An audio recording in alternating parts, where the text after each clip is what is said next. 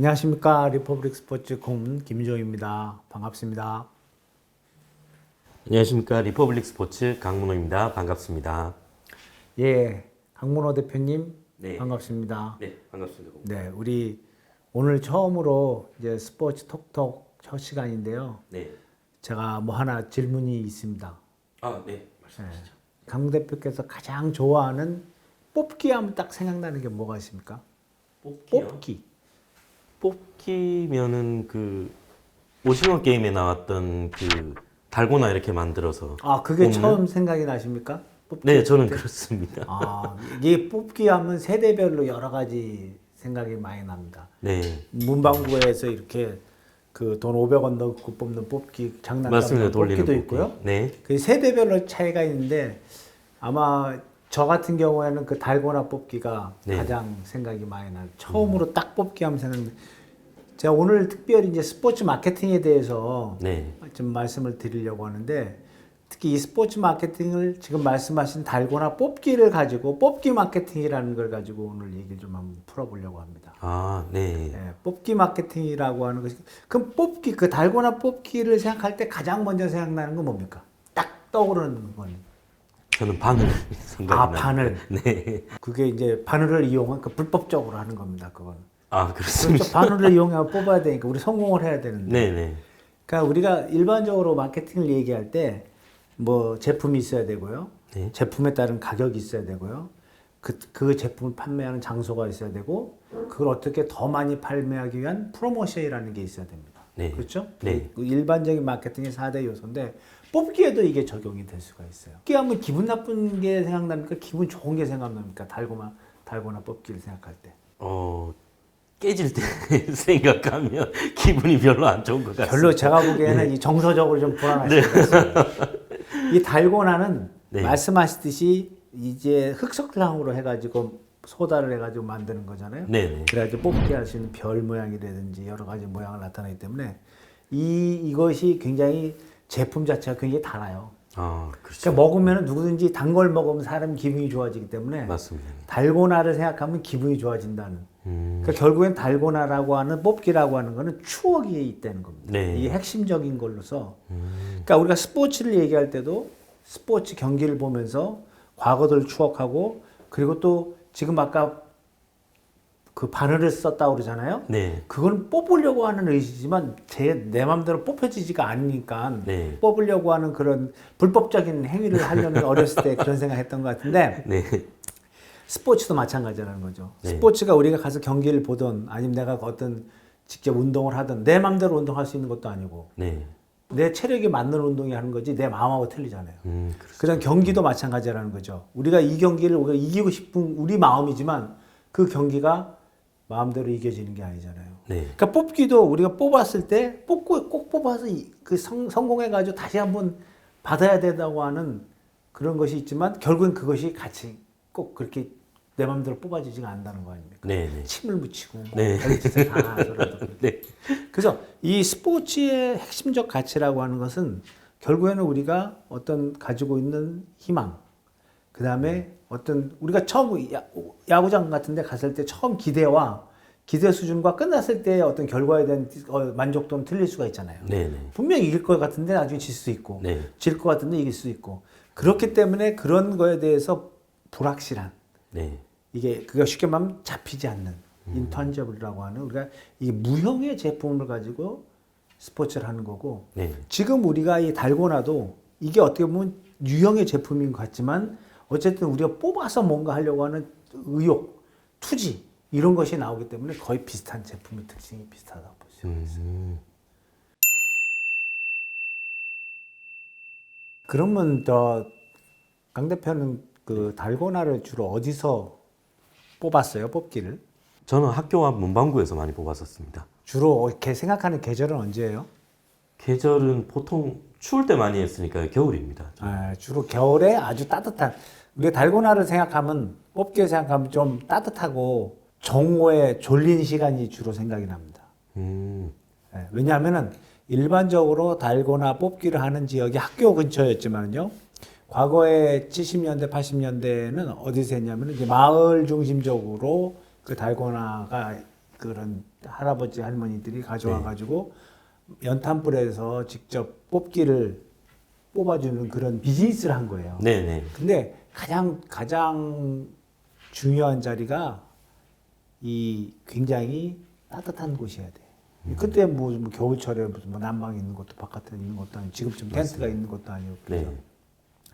그 얘기는 뭐냐면은 제가 말씀드리는 거는 이 뽑기라는 장소 우리가 이제 장소 얘기를 주로 하고 이제 스포츠 장소 얘기를 해야 되는데 네. 이 장소가 결국에 고객들의 니즈에 맞은 장소여야 된다는 거예요.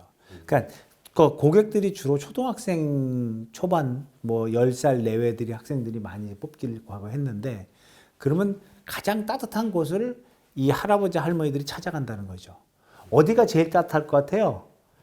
요새 아파트에서 가장 따뜻한 장소가 어딘 것 같아요? 아파트 밖에서.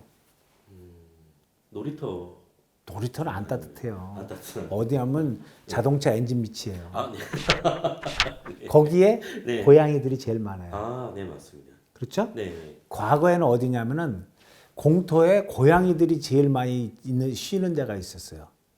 거기가 제일 따뜻한 자리라서 할아버지 할머니들이 이 본능적으로 그런 자리를 찾아가는 거예요. 결국에는 그럼으로써 동네 커스터머들이 모여드는 거죠. 네. 그래서 그렇기 때문에 스포츠도 마찬가지라는 거예요. 스포츠도 아무데나 내가 원하는 장소에서 내가 원하는 스포츠 용품이나 스포츠의 어떤 뭐 시설이나 이걸 만드는 것이 아니라 고객들이 니드가 어딘가를 먼저 파악해서 가야 된다는 거예요. 네. 스포츠 마케팅에서 가장 중요한 장소라고 하는 것은 결국 우리가 스포츠를 즐길 수 있는 어떤 커스터머가 있는 그 자리를 가야 되고 그것이 지속적으로 영구적으로 그 자리에서 그 스포츠가 벌어진다는 사실을 알아야만 되는데 지금 가끔 우리가 보면은 뭐 전국 위랑단처럼 돌아다니면서 스포츠 경기를 하는 경우가 있는데 그런 경우에는 지속적으로 그 스포츠가 발전할 수 없다고 보는 것입니다. 그때 달고나 얼마 정도였어요? 한 번 할 때? 기억나요? 100원? 뭐 50원, 100원이었던 50원, 것 같습니다. 100원. 네네. 50원, 100원 할 때 그럼 그런 어떤 가격이 이루어지는 그런 과정에서 어때요? 그게 애들 수준에 맞는 거예요? 아니면 그게 이쪽 그 장사하는 할머니, 할아버지들 수준 그들의 생각일까요? 뭘까요? 그게 아니면 원가를 따져서 만들었을까요? 그냥 저희 애들 수준이었던 것 같습니다. 제가 보기에는 그 당시에는 그렇게 먹을거리가 많지 않았기 때문에 네. 그가 일반적인 뭐 용돈이라면 용돈이라고 애들이 가서 한번 즐길 수 있을 정도의 어떤 금액이었던 것 같아요. 네. 그래서 이 가격 설정에 있어서도 굉장히 중요한데 이 가격을 나온 데 있어 가지고 이 고객들이 얼마나 많은 돈을 가지고 있는지 아니면 고객이 어떤 성향을 가지고 있는지 그 가격을 지급할 수 있는 수준이 되는지 안 되는지를 우리 직접 그 스포츠 마케터들은 알아야 된다는 건데 가격이라고 하는 것은 결국에는 고객의 입장에서 고객이 얼마나 지출할 수 있는가 그 규모를 알아내는 게 중요한 건데 그 달고나 뽑기 비즈니스라는 할아버지 할머니들은 애들이 항상 손으로 돈을 쥐고 오기 때문에 그 고객, 쉽게 말해 어린 고객들이 얼마나 지출할 수 있는 능력을 충분히 파악할 수 있다는 것이에요. 그래서 그게 맞는 가격 정책이나 그게 맞는 프로모션을 할 수 있다는 거예요. 그 프로모션이 뭐예요? 100원 가져온 애는 100원짜리 한 번만 하게 그 이상을 못 해. 아무리 실력이 좋아도. 왜? 이 스냅에서 조금밖에 안 찍어주는 거예요. 그러니까 과거에 우리가 저기 프로야구 같은 경우 보면 저 외야석 같은 경우에는 별도 창문을 이용해가지고 그것만 보고 나가는 거예요. 왜? 비용을 조금밖에 못 내니까 그게 앉아있으면은. 300원이나 500원 가져오는 애들, 1000원 가져오는 학생들에 대해서는 대우가 틀려지는 거야. 그래서 3번 하면 4번 더하게 해주고 나중에는 먹는 달고나도 주고 이제 이런 식으로 이루어지는 거예요. 프로모션이. 그러니까 가격 정책이라고 하는 것이 프로 스포츠나 뭐 일반 스포츠나 헬스센터도 맞아요. 헬스센터에서 가장 중요한 것이 락커예요. 락커를 한 달에 10,000원씩 받고 그런 것들이 훨씬 수입에 더 좋은 수입의 보탬이 되는 거예요. 그런 식으로. 그래서 우리가 가격 정책을 단순히 지금 대부분의 스포츠를 보게 되면 가격 정책이 무슨 입장료나 아니면 사용료에서 국한돼 가지고 뭔가 책정하고 가지고 비즈니스 모델을 만들려고 그러는데 그렇지 않아도 전체적으로 쓸 수 있는 거. 우리 고객이 전체적으로 얼마를 여기서 풀고 갈 수 있는가 하는 그것까지 함께 해야만 된다는 것이죠. 네, 그 다음은 이제 프로모션이라고 볼 수 있어요. 프로모션. 이제 네 번째 이제 프로 스포츠 마케팅이나 일반 마케팅 고전적인 요소 4P라는 거 있는데 아까 얘기한 그 프로덕트, 프라이스, 프레이스, 프로모션. 이제 프로모션이 있는데 이 프로모션이 어떻게 보면은 이거의 하이라이트라고 볼 수 있어요. 스포츠 마케팅이. 그 프로모션은 이것이 과거에 얼마나 많은 노하우에 의해서 이루어지는 것이 한 번에 그 프로모션을 잘하고 나가고 할 수가 없어요. 예를 들어 가지고 아까 말씀드렸듯이 그 300원, 500원, 1000원 가진 애들 각각 세분화 시켜가지고 고객을 세분화 시켜가지고 300원짜리는 5번 하게 만들어주고 500원짜리는 7번 하게 만들어주고 10번 한 다음에는 뭐 큰 왕눈이 같은 거를 그 선물로 주고 이제 그런 경우가 과거에 있었어요. 그만큼 그 할아버지 할머니들도 몸에서 나오는 그런 애들에 대한 프로모션을 했다는 것이죠. 절대 서운하게 하게 하고 가면 안 돼. 고객들을.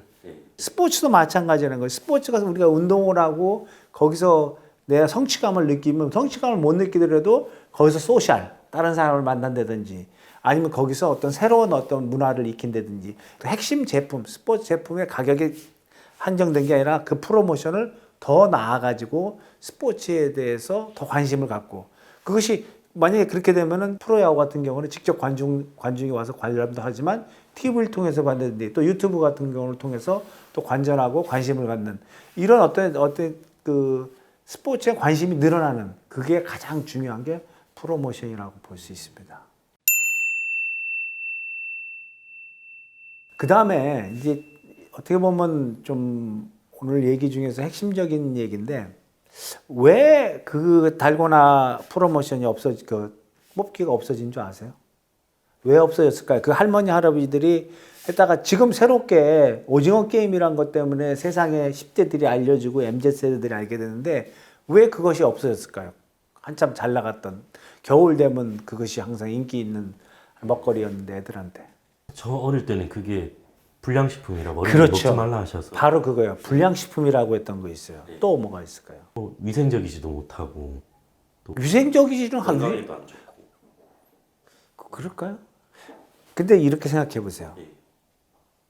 이 거주 문화가 바뀐 거야.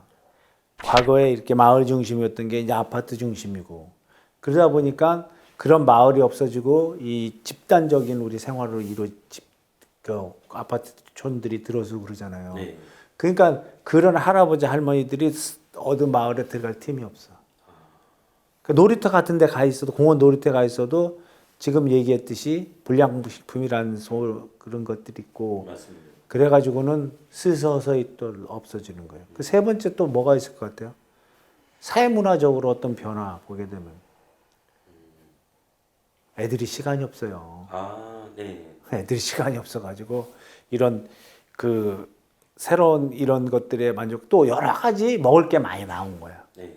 경쟁 상품이 늘어난 거예요. 네. 경쟁 상품이 굉장히 늘어났어. 그래서 거기에 따라 가지고 그다음 가장 중요한 것은 할아버지 할머니 그거를 비즈니스를 할 때 할아버지 할머니들께서 그런 세상적인 변화, 그다음에 시대의 변화, 아니면 어떤 그런 문화적인 사회적 변화에 적응이 안 된 거예요. 빨리 따라가지 못했어. 네.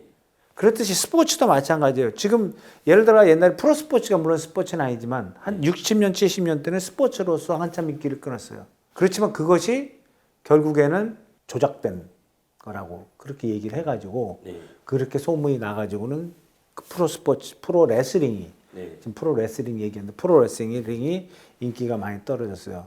그 다음에 우리가 프로복싱 같은 경우를 보게 되면은 왜 지금 우리나라가 세계 프로복싱을 중계하는 데가 없잖아요. 네. 많이 없잖아요. 네, 맞습니다. 그 이유는 뭐냐면은 이제 우리 세대가 옛날에는 헝그리 복서라고 그래가지고 복싱을 하게 되면 그걸로 해가지고 부를 축적한다든지 어떤 세상에서 자기가 유명해진다 이런 경우가 많았는데 이젠 그런 것을 하려고 하는 데가 적어지고 여러 종목들이 더 많이 생긴 거예요. 그래서 스포츠라고 하는 것도 다른 것도 많이 예를 들어가지 지금 얼마 전에 필라테스의 자격증이 2,300개랍니다. 자격증을 내주는 곳이. 그만큼 필라테스가 인기가 있는 거예요. 근데 그게 약간의 부작용도 많이 있지만은 그런 것들이 생기면서 새로운 스포츠가 생기고 과거 스포츠가 그만큼 또 인기가 없어지는 거예요. 그래서 그 스포츠가 계속 발전하기 위해서는 지금 얘기한 이런 사회 문화적 현상에 대해서 충분히 인지하고 그게 대응하고 더 앞서가는 그런 어떤 노력들이 필요한다고 볼 수 있어요. 그러니까 우리가 아마 야구가 그렇게 인기가 좋았다가 프로야구 나오자부터 몰락했잖아요. 네. 아마 야구가. 근데 미국은 아직도 NCAA라고 하는 미국 대학 스포츠 위원 거기서 하기 때문에 농구든 야구든 뭐든지 체계적으로 다 같이 발전을 하고 있어요. 그만큼 그들이 노력을 하고 있는 거예요.